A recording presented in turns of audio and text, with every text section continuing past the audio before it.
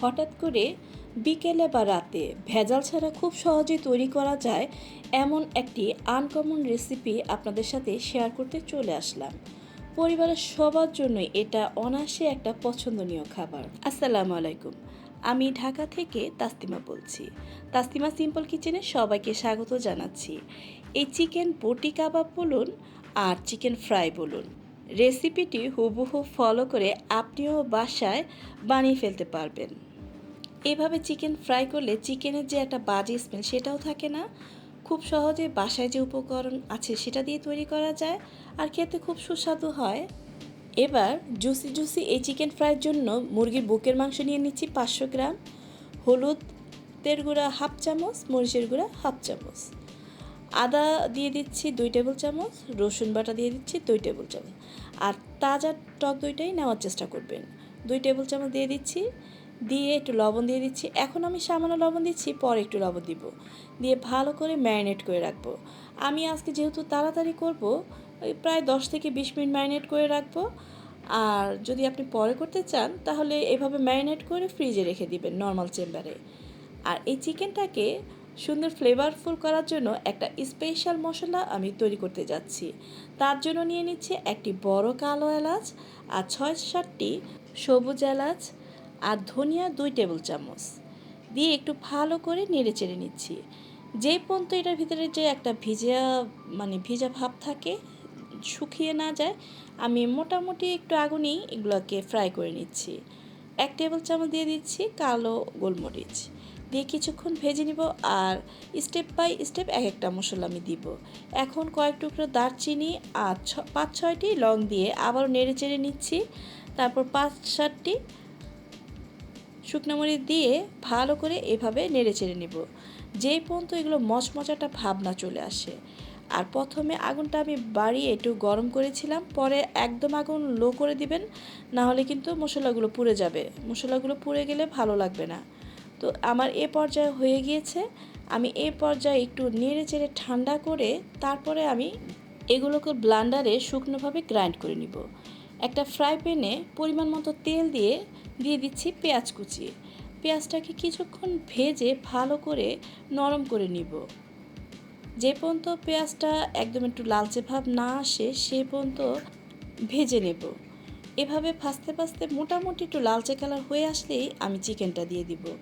আর এই রান্নাটা এত সহজ যা আপনি রান্না করলেই বুঝতে পারবেন। আর চিকেনের বেশ পিসই নেওয়ার চেষ্টা করবেন, তাহলে কি হয়, জিনিসটা জুসি হয়, খেতে ভালো লাগে। আর বুকে আপনার রানের পিস যদি নেন সেক্ষেত্রে মশলাটা আমি বলবো পারফেক্টভাবে ঢুকে না। এটা মশলাটা এত সুন্দর করে ঢুকে রুটি, পরোটা, ভাত, পোলাও যেটাই বলুন সব কিছুর সাথে এই রেসিপিটি খুব ভালো লাগে। একে তো আপনি এভাবে রান্না করলে খুব ফ্লেভারফুল হয়, আর চিকেনের যে জুসিনেসটা সেটা বজায় থাকে। সবসময় কিন্তু একরকম রান্না ভালো লাগে না, তাই একঘেয়েমি দূর করে মাঝে মধ্যে বিভিন্নভাবে ট্রাই করে পরিবারকে উপস্থাপন করতে হয়। তাই এইভাবে আপনি একবার করে দেখবেন, ওরা খুবই পছন্দ করবে। এই পর্যায়ে যখন নেড়ে চেড়ে দেখব যে পানিটা শুকিয়ে একটু ফেনা ফেনা ভাব আসছে, মশলাটা কষানো হয়ে গিয়েছে, তো এই পর্যায়ে আমি টমেটো দিয়ে দিব। টমেটোটা দিয়ে ভালো করে নেড়ে চেড়ে নিব। আর একটু ঝালের জন্য কাঁচামরিচ দিচ্ছি। এটা দিলে ঝাল হয় না, জাস্ট একটু ফ্লেভার হয়। আমার কাঁচামরিচগুলো তেমন একটা ঝাল ছিল না। আর আপনি যদি মনে করেন যে না আমি ঝাল অ্যাভয়েড করব, তাহলে কাঁচামরিচ নাই দিতে পারেন। আর যে মশলাটা আমরা তৈরি করেছি সেখানে তো একটু শুকনো মরিচ আছেই, কিন্তু আজকে একটা জিনিস খেয়াল করবেন, আমি কিন্তু জিরা ইউজ করিনি। কারণ আমার শেষে স্পেশাল আরেকটা জিনিস আছে, সেটা আমি দিব বলেই জিরা ইউজ করিনি। জিরা দিলে সেটার ফ্লেভার আর থাকবে না। এ পর্যায়ে একটু লবণ দিয়ে নেড়ে চেড়ে দিচ্ছি। ওই যে বলছি না পরে একটু লবণ দিব। স্পেশাল মশলাটা আমি যেটা করে রেখেছি সেখান থেকে 1 টেবিল চামচ দিয়ে দিচ্ছি, দিয়ে নেড়ে চেড়ে নিচ্ছি। এটা পুরো দিলে কিন্তু আবার খেতে পারবে না, আমি একটু বেশি করে রেখেছি। আমি প্রায় এই কাবাবটা বাসায় করতে হয়, কি করার, এত মজা হয় যখন তখন ঝটপট বানিয়ে পরিবারকে প্রেজেন্ট করা যায়। এখন আমি চুলার আগুনটা একটু কমিয়ে কিছুক্ষণ ঢেকে রাখবো, প্রায় 5 থেকে 10 মিনিটের মতো। আপনি যদি মনে করেন যে পোড়া পোড়া কাবাব খাবেন তাহলে আপনি নাড়াচাড়া দিবেন না।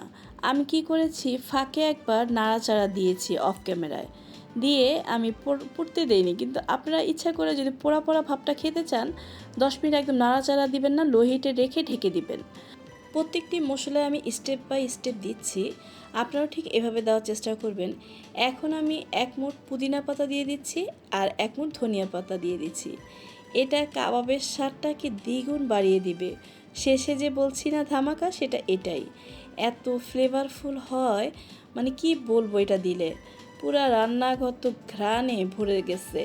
আসলে একটা রান্নাকে পারফেক্ট করে মশলার ব্যবহার। মশলা সেই একই, কিন্তু এটার ব্যবহারটা হলো আসল। এটাই রান্নাকে ফুটিয়ে তোলে আর রান্নার স্বাদটাকে দ্বিগুণ করে তোলে। তো আপনি এই নিয়মে একবার করবেন, তারপর আমাকে একটা সুন্দর কমেন্ট করবেন যে আসলে এই জিনিসটা খেতে কেমন হয়েছিল। এত মজাদার একটা চিকেনের রেসিপি, এটার সাথে যদি আমি একটু পরোটা না করি তাহলে কি হয়? তো আমি আটা দিয়ে আজকে পরোটা বানিয়েছি। আর পরোটাগুলো ছেঁকার ক্ষেত্রে যে টেকনিকটা আমি অবলম্বন করছি সেটাই আপনাদের সাথে শেয়ার করতে যাচ্ছি। আমি বাসায় কিন্তু তাওয়াতে এইভাবে পরোটাগুলো ছেঁকি, আর তেল কম লাগে। কি কারণে তেল কম লাগে সেটা দেখাচ্ছি আমি, কারণ 2টা পরোটা একসাথে ছেঁকি, তেলও কম লাগে আর পরোটাগুলো এত সুন্দর ভাজা হয়। তো আমার টেকনিকটা একবার অবলম্বন করে দেখতে পারেন। আমি কিভাবে ছেঁকতেছি ঠিক এই নিয়মেই আপনি যদি চেষ্টা করেন আপনিও পারবেন। তেলটা গরম হয়ে গেলে 2 পিঠ ভালো করে উল্টিয়ে দিবেন, মানে কোনো দেরি করবেন না। আগুন কিন্তু মিডিয়াম হিটেই থাকবে, একদম হাই হিটেও না, লো হিটেও না, মিডিয়াম হিটে থাকবে। আর আপনি পরোটাগুলোকে বারবার এভাবে উল্টে পাল্টে দিবেন, দেখবেন পরোটাগুলো ভাজাও হবে, ভিতর থেকে একদম জুসিনেসও বজায় থাকবে। তো এইভাবে একবার পরোটা ছেঁকে আমাকে জানাবেন, আর একটি লাইক দিয়ে ফ্রেন্ড অ্যান্ড ফ্যামিলির সাথে শেয়ার করবেন। আর রেসিপিটি যদি খুব বেশি ভালো লেগে থাকে তাহলে আমাকে সাপোর্ট করার জন্য আমার চ্যানেলটিকে সাবস্ক্রাইব করে বেল বাটনটি অন করে দিবেন, তাহলে পরবর্তী নতুন ভিডিওটি সবার আগে আপনার কাছে পৌঁছে যাবে। এই টেকনিকটি ফলো করলে একসাথে অনেকগুলো পরোটা ছেঁকে ফেলা যায়। মেহমান আসুক বা পরিবারের জনসংখ্যা যদি বেশি হয় তাহলে কিন্তু খুব সহজেই এভাবে তাড়াতাড়ি করে পরোটাগুলো ভাজা যায়, তেলও কম লাগে আর সময় খুব অপচয় কম হয়। চটজলদি কাজ করার কিছু টেকনিক যদি ফলো করা যায় তো সেটা কাজের ক্ষেত্রে খুবই উপকার হয়। তো এভাবে আমি প্রত্যেকটি পরোটা ভেজে নিলাম। আর আপনাদের যদি ভালো লাগে এই টেকনিকটি তাহলেই আমার সার্থকতা। এভাবে লেবু শসা দিয়ে সুন্দর করে পরিবেশন করুন। দেখছেন চিকেনগুলো কি জুসি জুসি, জাস্ট ওয়াও হয়েছে। তো পরবর্তী এরকম সুন্দর রেসিপি দেখার জন্য সবাইকে আমন্ত্রণ জানাচ্ছি।